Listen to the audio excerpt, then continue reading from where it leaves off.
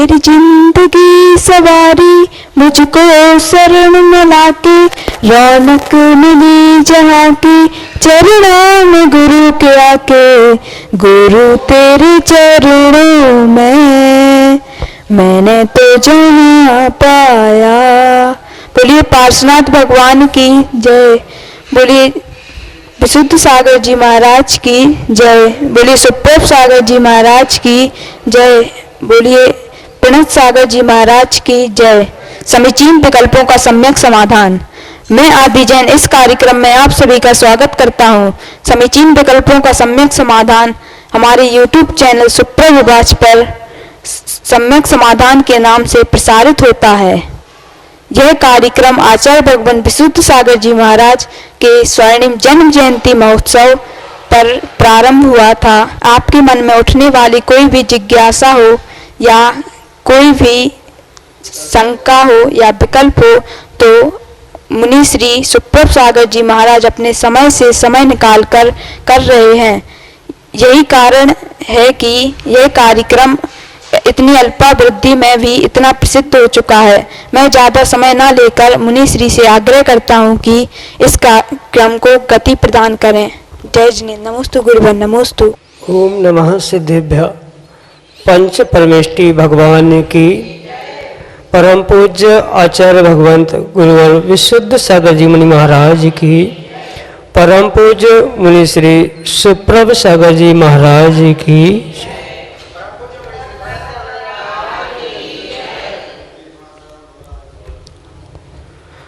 जिन्होंने आत्मा के समीप जीना सीखा और अनेकानेक जीवों को अध्यात्म की शिक्षा दी।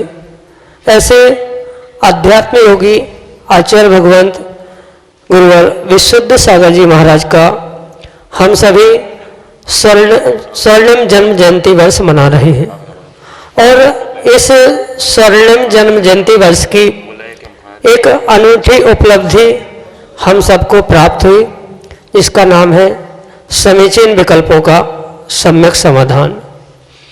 एक ऐसा अनूठा उपाय जो हमें आत्मा के समीप ले जाने वाला है, हमारी आत्मा को परमात्मा बनाने का मार्ग प्रशस्त करने वाला है। ऐसा वह सम्यक उपाय समीचीन विकल्पों का सम्यक समाधान हम सभी प्राप्त कर रहे हैं। परम पूज्य आचार्य भगवंत गुरुवर विशुद्ध सागर जी महाराज के मंगल सुभाषित से, उन्हीं के सुयोग्य शिष्य परम पूज्य मुनि श्री सुप्रभ सागर जी महाराज के मुखारबिंद से देश के विभिन्न अंचलों से अनेक समीचीन विकल्प हमें यहाँ प्रतिदिन प्राप्त हो रहे हैं और परम पूज्य मुनि श्री उनका आगमुक्त विधि से हम सभी को सम्यक समाधान प्रदान कर रहे हैं। प्रारंभ करते हैं आज का सम्यक समाधान। और आज का पहला विकल्प महामंत्री दिगंबर जैन समाज गुरसराय झांसी उत्तर प्रदेश से परम पूज्य मुनि श्री के चरणों में बारंबार नमोस्तु निवेदित करते हुए अपना समीचीन विकल्प रख रहे हैं कि महाराज जी, प्रणत सागर महाराज जी ने एक दिन अपने प्रवचन में कहा था कि जैसे सम्यक दर्शन के 8 अंग होते हैं, वैसे ही सम्यक ज्ञान के भी 8 अंग होते हैं। तो वे 8 अंग कौन कौन से होते हैं, सम्यक समाधान के माध्यम से सविस्तार समझाने की कृपा करें। नमोस्तु महाराज जी, नमोस्तु। ओम नमः सिद्धम। परम पूज्य आचार्य भगवान गुरुवर विशुद्ध सागर जी महाराज के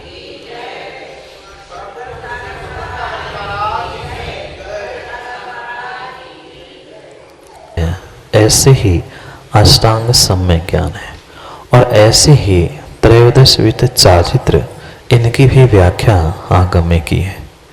पर सम्यक दर्शन के 8 अंग भिन्न हैं, सम्यक ज्ञान के 8 अंग भिन्न हैं और सम्यक चारित्र के 13 अंग भिन्न हैं। यहाँ पर आपका विकल्प सम्यक ज्ञान से संबंधित है और उसको उनके 8 अंगों को भी समझना आवश्यक है। वर्तमान में बहुत सारे जीवों को इन 8 अंगों का भान नहीं होने के कारण उनका ज्ञान वास्तविकता में सम्यक ज्ञान की कोटि में नहीं आ रहा।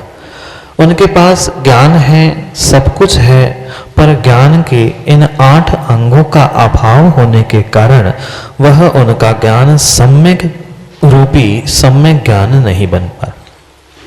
इसलिए उन 8 अंगों को समझना बहुत आवश्यक है।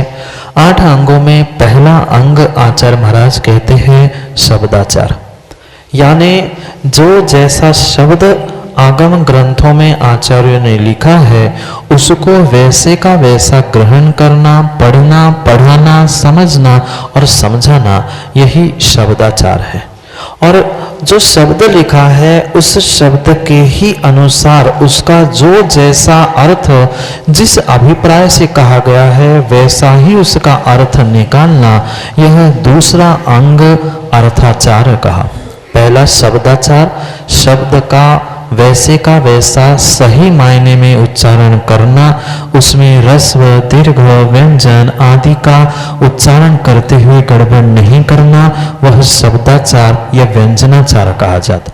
उसका जो अर्थ हुआ करता है, आचार्य भगवंत किस अपेक्षा से कहाँ पर कौन से अर्थ से वहां पर कैसा शब्द का प्रयोग कर रहे हैं, बिल्कुल वैसा ही वहां पर अर्थ ग्रहण करना, यह दूसरा अंग अर्थाचार हुआ। फिर तीसरा अंग उभयाचार, शब्द भी अच्छे से सही से पढ़ना और सही शब्द का सही स्थान पर सही अर्थ करना, ये उभयाचार है। क्योंकि बहुत सारे शब्द एक समान होने पर भी अनेक आगे पीछे के विषयों को लेते हुए उन शब्दों का अर्थ भिन्न भिन्न स्थानों पर भिन्न भिन्न हुआ करता। इसलिए उन अभिप्राय, नय, अपेक्षा आदि को समझकर कहाँ पर कैसा अर्थ अभिप्रेत है और आचार्य भगवंत की विशेषता, इन सब को समझकर ही हमें उनके अर्थ करना आवश्यक है। अन्यथा अर्थ का अनर्थ होके हमारा ज्ञान मिथ्या रूप भी हो सकता है। इसलिए मात्र शब्द सही पढ़ना शब्दाचार हुआ, अर्थ सही करना अर्थाचार हुआ और दोनों को एक साथ करना, ये तीसरा उभयाचार नाम का अंग हुआ। फिर चौथा अंग बताते हुए आचार्य भगवंत कहते हैं कालाचार, यानी जो स्वाध्याय करने का, ज्ञान अर्जन करने का निर्धारित समय आचार्य भगवंतों ने बताया है, उतने निर्धारित समय में ही हमें ज्ञान या स्वाध्याय आदि करने की आगम में आज्ञा है।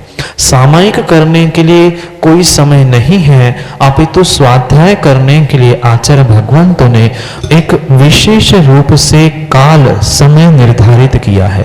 जैसे दिन में से तीनों संध्या काल, यानी सूर्योदय, सूर्यास्त और मध्याह्न और मध्य रात्रि, ये 4 काल प्रदोष काल या संध्या काल कहे जाते हैं। इन कालों में किसी भी प्रकार से किसी भी ग्रंथ का स्वाध्याय, ज्ञान अर्जन की व्याख्या आगम में नहीं की गई है। जो मौसम या प्रकृति होती है उसके अनुसार सूर्योदय, सूर्यास्त, मध्याह्न, मध्य रात्रि ये समय बदलते रहते हैं। इन चारों संध्या कालों में या प्रदोष कालों में मुख्यतः से सामायिक करने की व्याख्या है, अपितु किसी भी ग्रंथ को नहीं पढ़ना चाहिए।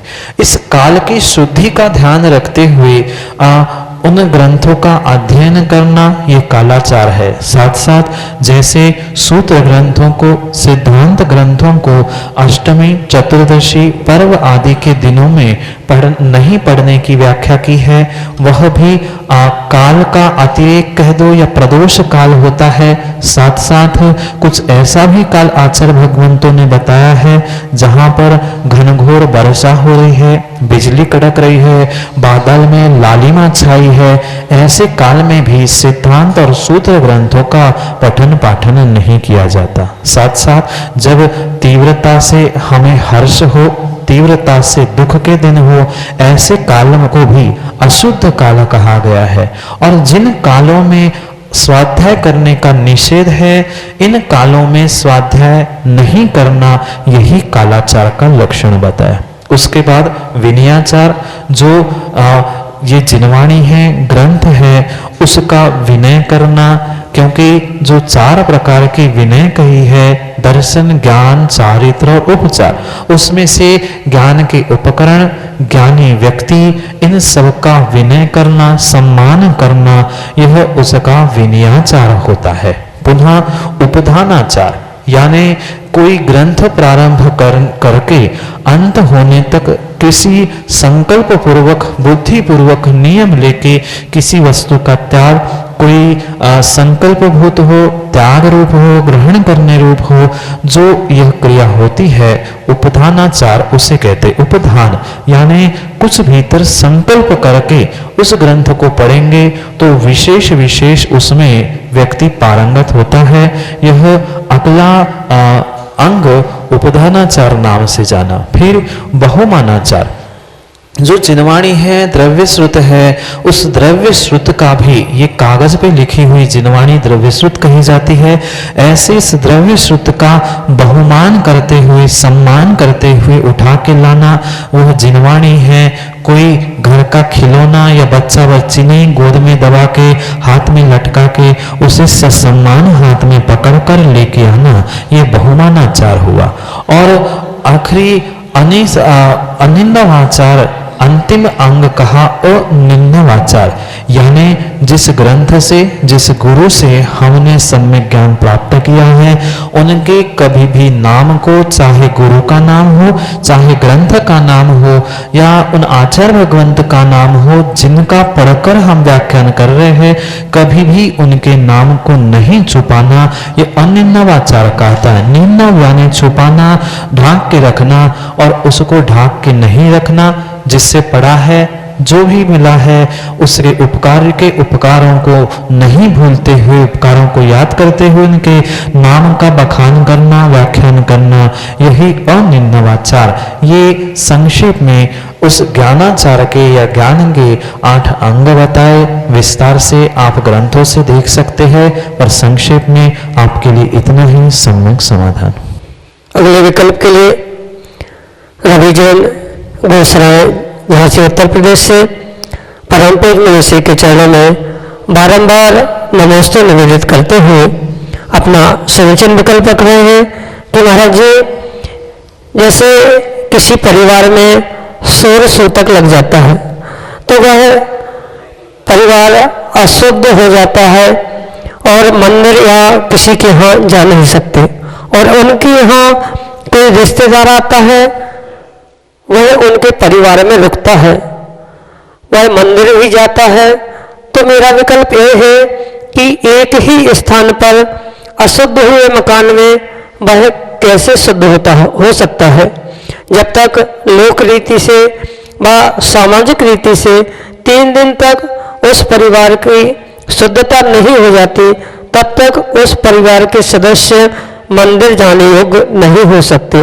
तो उस परिवार में रहने वाला उनका रिश्तेदार कैसे शुद्ध हो सकता है और वह मंदिर जाने योग्य कैसे हो सकता है।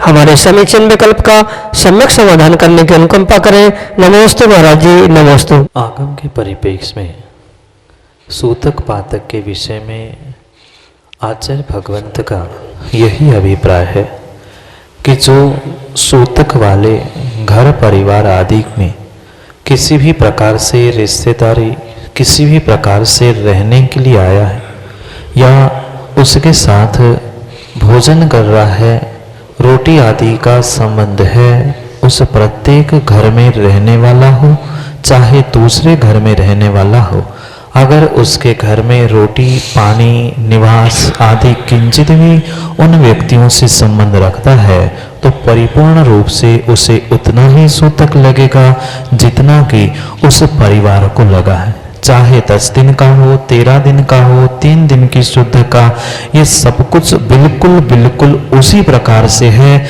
जिस प्रकार से उस व्यक्तिगत उस घर परिवार को जैसा सूतक है वैसा ही सूतक उसके लिए मानना होगा। पर क्या करे, आजकल बहुत सारे स्थानों पर, बहुत सारे क्षेत्रों पर इसका व्यक्ति विवेक भूलकर ही कार्य करता है कि वह स्वयं ही भूल जाता है। हम किसी की तीसरी में, शुद्धिका में, तेरहवीं में पहुंचे हैं तो कम से कम हमें देवशास्त्र गुरु के इतने नजदीक पहुंचना नहीं चाहिए कि जिससे उनका भी अभिनय हो और हमें भी पाप का आश्रय हो। ये परम सत्य है कि अगर किसी भी प्रकार से उनके घर में हम उठ रहे हैं, बैठ रहे हैं या भोजन कर रहे हैं, इतना ही नहीं अपितु आचार्य भगवंत स्पष्ट कहते हैं उन व्यक्तियों से भी कुछ अंतर दूरी से ही बात करने की आगम्य व्याख्या है। ये मंदिर में नहीं आना, शुद्धि का करना, सूतक पातक आदि के पीछे का कारण जीवों के भीतर के हर्ष विषाद के परिणामों से उत्पन्न होने वाली उनकी नेगेटिव एनर्जी है, नेगेटिव वर्गना है, जिसके कारण से हमें भी प्रभावित होना पड़ता है। इसलिए उनको कुछ समय के लिए देवशास्त्र गुरु से दूर रखा जाता है। अगर वह किसी संकल्पबद्ध क्रिया से उससे निवृत्त नहीं हुआ है तो किंचित भी उसके सानिध्य में नहीं बैठना चाहिए। घर परिवार में क्या, भोजन आदि क्या, उनसे लगातार मिलना, एक साथ बैठना, एक दूसरे को छूना, ये किंचित भी आगम के परिप्रेक्ष्य में योग्य नहीं है। बहुत सारे जगह पे या कई स्थानों पर देखा जाता है कि ऐसे तो मंदिर में नहीं आ रहे हैं या बात नहीं कर रहे हैं, पर मंदिर के बाहर में एक ही गाड़ी पर बैठ के घूमने जा रहे हैं, एक स्थान में बाहर मिल रहे हैं। ये किंचित भी योग्य क्रियाएं नहीं है। मिल रहे हो, मिलने में दोष नहीं है, पर कम से कम फिर शुद्धि पूर्वक ही पुनः देवशास्त्र गुरु के सानिध्य को प्राप्त करे, अन्यथा आप भी दोषी और सामने वाला भी दोषी ठहराया जाएगा। इसलिए यही बात समझने योग्य है कि जहां पर सूतक पातक आदि का दोष लगा है, उन घर परिवार कुल सगे संबंधी, चाहे मित्र हो चाहे परिवार हो, इन सभी स्थानों पर हमें विवेक पूर्वक क्रिया को करना होगा। वहां हम बैठ रहे, खा रहे हैं, सो रहे हैं, जा रहे हैं, आ रहे हैं, तो तुम्हें भी अशुद्धि का दोष नियम से लगेगा। इसलिए आप मात्र नहाने से आपकी शुद्धि संभव नहीं है। जैसा अन्न वहां पे ग्रहण किया है तो अशुद्ध भोजन तुम्हारे पेट में है तो वह तुम्हारे लिए अशुद्धि का ही दोष दिलाएगा, मात्र नहाने से काम नहीं होगा। आगम में स्पष्ट ये भी लिखा है, जिन घरों में सूतक आदि लगी है उनके निमित्त से प्राप्त हुआ द्रव्य, चाहे मुनिराज के दान के लिए हो, चाहे अभिषेक पूजा आदि के निमित्त से भी, अगर उनके नाम से बोली कोई लेकर अभिषेक कर रहा है, शांति धारा कर रहा है, पूजा कर रहा है, तो वह भी आगम के प्रतिकूल है, अनुकूल नहीं है। जो स्थान उनका है, जिस स्थान पर वो परिवार नहीं रहता, पर फिर भी उस स्थान का प्रयोग आहार दान, पूजा या कोई धार्मिक कार्यों के लिए उन दिनों में नहीं किया जाता है, यही आगम के परिप्रेक्ष्य में आपके लिए सम्यक समाधान। अगले विकल्प के लिए हमारे सामने है घोषणाएं झांसी उत्तर प्रदेश से श्रीमती पुष्पा जैन शेरिया, जो कि अपना समुचित विकल्प परम पूज्य मनुश्री के समक्ष रख रहे हैं। नमोस्तु महाराज जी, नमोस्तु।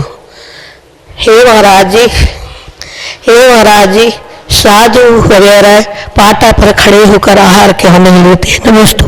निर्ग्रंथ मुनिराजों के 28 मूल गुण हुआ करते। उन 28 मूल गुणों में 7 शेष मूल गुण बताए। उसमें स्थिति भोजन यानी स्थिति भोजन की व्याख्या आचार्य भगवंत ने की। इस मूल गुण के अंतर्गत आचार्य भगवंत निर्ग्रंथों को समझाते हैं। आहार करते समय एक ही स्थान पर दोनों पैरों के बलबूते पर यानी दोनों पैरों के आधार से एक ही स्थान पर दोनों पैरों को समतल रखते हुए अपने भोजन को ग्रहण करें। समतल का अभिप्राय या समतल को विस्तारित करते हुए मूलाचार, आचारसार आदि ग्रंथों में आचार्य भगवंत स्पष्ट लिखते हैं कि आपके दोनों पैर यानी निर्ग्रंथ मुनिराज के दोनों पैर भी एक दूसरे से समतल होने चाहिए। ऐसे ऐसे आगे पीछे ऐसे किंचित भी नहीं, दोनों पैर अपने आप में समतल होने चाहिए और साथ साथ स्वयं के साथ साथ श्रावक का और साधु का भी समतल होना आवश्यक कहा गया।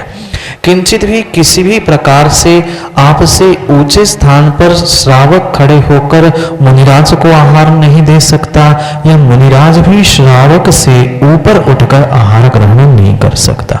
किंचित भी आगम के परिप्रेक्ष्य में मूलाचार जैसे आचार ग्रंथों में आचार्य भगवंतों ने आज्ञा दी ही नहीं है कि श्रावक से उच्च स्थान पर खड़े होकर साधु को आहार ग्रहण करना चाहिए। इस तिथि भोजन मूल गुण के अंतर्गत समतल की व्याख्या करते हुए दोनों प्रकार की समतल की बात की।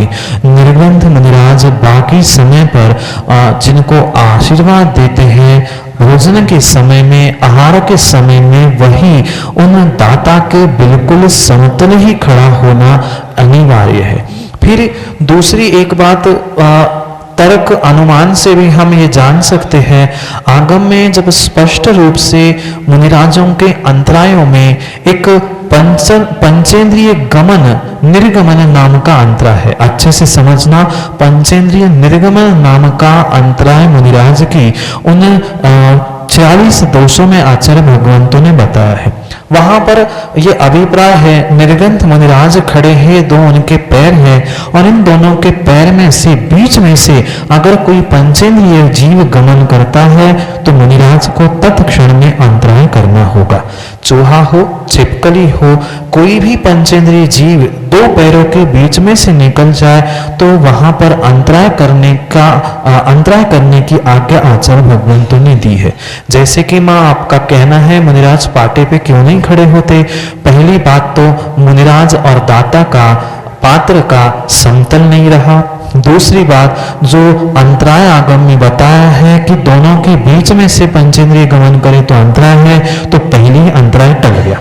फिर अंतराय टल गया तो वह भी दोष लग गया। अगर आचार्य भगवंतों को ये पता था कि मुनिराज पाटे पर खड़े होकर फिर गमन कर पंचेंद्रिय का, तो वहां पर उस अंतराय की व्याख्या करने की जरूरत नहीं थी। महा आचार्य भगवंतों ने ये अंतराय रखा है तो इसका अभिप्राय, इसका मतलब यही है कि वहां पर उनका अभिप्राय यही है कि मुनिराज जमीन पर ही दोनों पैरों को रखकर परिपूर्ण रूप से समतल रूप ही अपने पैरों को और दाता और स्वयं में भी समतल होते हुए ही भोजन या आहार ग्रहण करे। अन्य कोई भी विधि आगम के परिप्रेक्ष्य में नहीं है। किंचित भी दाता ऊंचाई पे हो, पात्र ऊंचाई पे हो तो वह समतल नहीं बनता और इसी अपेक्षा से, इसी कारण से मुनिराज आहार करते समय किसी पाटा, किसी चौकी, किसी उच्च आसन का ग्रहण नहीं करते। बहुत सारे जीवों का यह भी मंतव्य है कि श्रावक ने जब आपको बैठने के लिए उच्चासन दिया है तो तुरंत ही आप उच्चासन पे क्यों नहीं खड़े होते? उच्चासन बैठने के लिए दिया है, खड़े होने के लिए उच्चासन नहीं दिया है। पुनः अंतराय की भी बात, तीसरी समतल की बात, इन सभी बातों को समझकर यही आगम के परिप्रेक्ष्य में आचरण ग्रंथों की अपेक्षा से यही आपके लिए सम्यक समाधान है कि इसके कारण से वह उनके दोष और वृद्धिंगत हो गए। इस कारण से वहां पर आचार्य भगवंतों ने समतल, अंतराय और सभी बातों को लेकर यही समझाया है कि श्रावक के गृह में पहुंचने के बावजूद भी उसे उच्चासन पे बैठना तो है, पर खड़े होते समय उसे जमीन पर ही खड़े होना है। इसी कारण से वे पाटा, चौकी आदि नहीं ग्रहण करते। यही आपके लिए सम्यक समाधान। ललितपुर उत्तर प्रदेश से अंशु जैन परम पूज्य मुनिश्री के चरणों में बारंबार नमोस्तु निवेदित करते हुए अपना समीचीन विकल्प रखे हैं कि महाराज जी, यदि हम अपने दोस्तों के साथ अन्य स्थानों पर दर्शनार्थ जाते हैं और वहाँ उन्हें इस भावना से नमन करते हैं कि वह हमसे बड़े हैं या किसी विशेष गुण के लिए हम उन्हें नमन करते हैं अथवा अपने मन में जिनेंद्र भगवान का स्मरण करते हुए नमन करते हैं तो क्या हमें मिथ्यात्व का दोष लगेगा? हमारे समीचीन विकल्प का सम्यक समाधान करने की कृपा करें। नमोस्तु महाराज जी, नमोस्तु। हमने किसी भी प्रकार से कृत कारित अनुमोदना या मात्र मित्रों के साथ साथ घूमने जाने के निमित्त से या किसी उत्सुकता के वश भी कहीं अन्य दार्शनिक स्थानों पर, अन्य स्थानों पर जहाँ हम विनय करने जा रहे हैं, दर्शन आदि करने जा रहे हैं, वह परिपूर्ण रूप से आगम के परिप्रेक्ष्य में मिथ्यात्व की ही क्रिया कही जाएगी। क्योंकि आगम में 5 प्रकार के मिथ्यात्व की व्याख्या की है। उसमें से एक मिथ्यात्व का नाम विनय मिथ्यात्व है या वैनयिक मिथ्यात्व है, जो किसी भी प्रकार से हमें विनय करने का भाव हो रहा है, भले ही हम विनय कर रहे हैं, हाथ जोड़ रहे हैं और नमोकार पढ़ रहे हैं, सब कुछ कर रहे हैं, फिर हम अपने घर में क्यों नहीं करें? जो देखने वाला है वो भी यही सोचेगा कि वह तो कर क्या रहा है, बाहर की क्रिया ही आपकी देखने में आएगी, आपके भीतर के परिणाम किसी को नहीं पता। लोक लाज के खातिर हो, भय के कारण हो, स्नेह के कारण हो, इन किसी भी कारणों से सम्यक दृष्टि अन्य स्थानों पर विनय करने नहीं पहुंचता। क्योंकि समंत भद्र स्वामी स्पष्ट कहते हैं, भयाशावश भय, स्नेह, लोभ आदि के निमित्त से सम्यक दृष्टि जीव कभी भी अन्य स्थानों पर झुकता ही नहीं है। इसलिए यह परम सत्य आगम के परिप्रेक्ष्य में हमें स्वीकार करना ही होगा, जहां पर उन्होंने इन क्रियाओं को विनय मिथ्यात्व के अंतर्गत ग्रहण किया है। क्योंकि भले ही हम मात्र उनकी दोस्ती, यारी या कुछ संबंध, व्यवहारिकता निभाने के लिए क्रियाओं को कर रहे हैं, पर इन क्रिया से हमें वही दोष लगेगा जो एक व्यक्ति जान के कर रहा है। हम भी जानते हैं, पर उसको अगर कर रहे हैं तो नियम से हमें तत्त अंशों में हमें नियम से दोष लगेगा।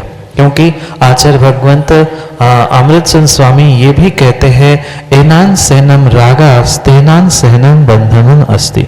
जितने अंशों में वहां पर हमारा राग है, उतने अंशों में हमें पाप का, मिथ्यात्व का दोष लग ही रहा है।